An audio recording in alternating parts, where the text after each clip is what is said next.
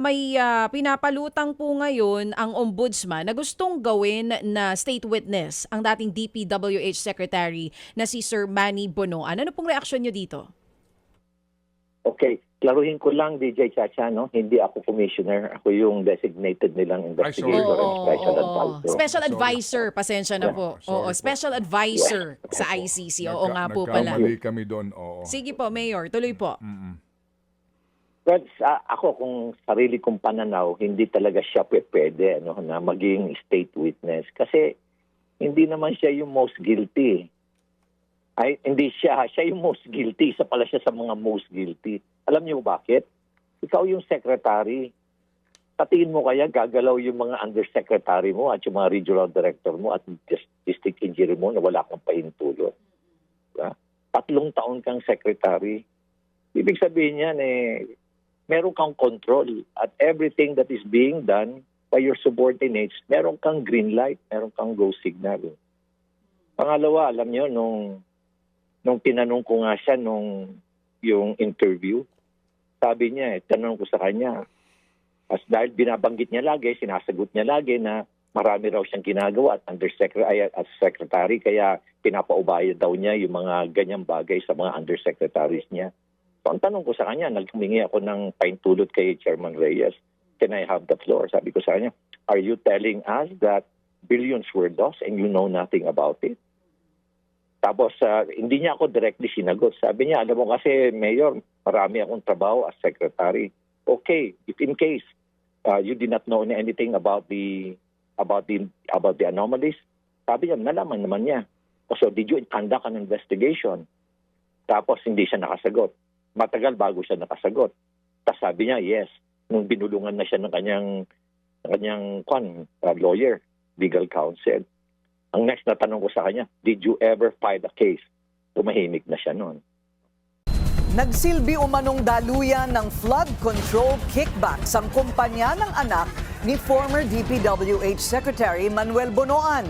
Ito ang lumalabas sa investigasyon ng Anti-Money Laundering Council. Ang detalye sa exclusive agenda report ni Hannah T. Posibleng daanan ng bilyong pisong pondong naiuugnay sa flood control projects ang kumpanyang kinabibilangan ng anak ni dating DPWH Secretary Manuel Bonoan.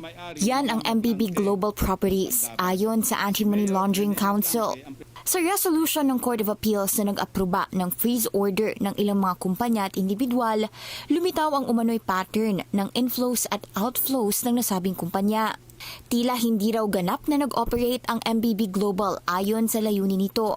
At kung may mga transaction man, halos lahat ay nakaugnay lang sa isa ring kumpanya, ang Global Crete Builders, na iniuugnay din sa MBB. Ang MBB ay dinerive umano sa mga apelidong Maglangke, Bernardo at Bonoan, ayon sa paunang paglalantad na rin ni Senate President Pro Tempore Ping Lacson. Maglangke, Bernardo, Bonoan, MBB, Mr. President. Kayo na po mag-connect ng dots. Treasurer ng kumpanya si Fatima Bonoan de la Cruz, ang anak ni dating DPWH Secretary Manuel Bonoan. Pangulo naman nito si Macy Monique Maglangke, anak ni Candaba Mayor Rene Maglangke.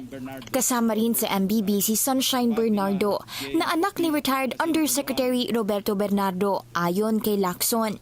Lumabas sa records ng AMLAC na sa umaabot na 364.7 million na pumasok na pera sa MBB Global, mahigit kalahati nito o 209.3 million ay direktang galing sa Global Crete Builders. Ang Global Crete Builders ay naiuugnay sa mahigit 2 billion pesos na halaga ng flood control projects mula 2023 hanggang 2024. Developer naman ang MBB ng 1 billion peso Wyndham Garden Hotel sa Clark. Sabi ng AMLAC, posibleng ginamit ang MBB bilang conduit ng mga pondong natanggap ng Global Crete pagdating sa flood control projects. Inaprobahan ng CA ang petisyong i-freeze ang assets ng Global Crete Builders at MBB. Nasa 9 bank accounts ng Global Crete Builders, habang isa naman sa MBB. 5 vehicles din ng Global Crete ang frozen, kasama rito ang isang limousine. Una na ring ibinalita ng BNC na frozen na ang ilang assets ng mag-amang Bonoan matapos matuklasan ang paglilipat ng pondo sa kani-kanilang accounts. Isa riyan ay ang naitala ng AMLAC na transfer ni Bunoan sa kanyang anak na si Fatima noong November 11, 2025.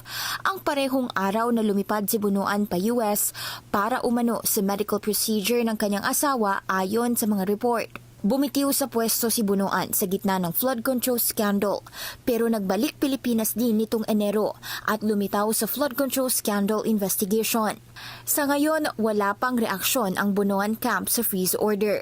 Una nang sinabi ng umano'y bata niyang si Bernardo na maski mismo si Bunoan ay may share sa kickback ng mga proyekto. Para sa agenda, Hannah Tia, Billionaire News Channel.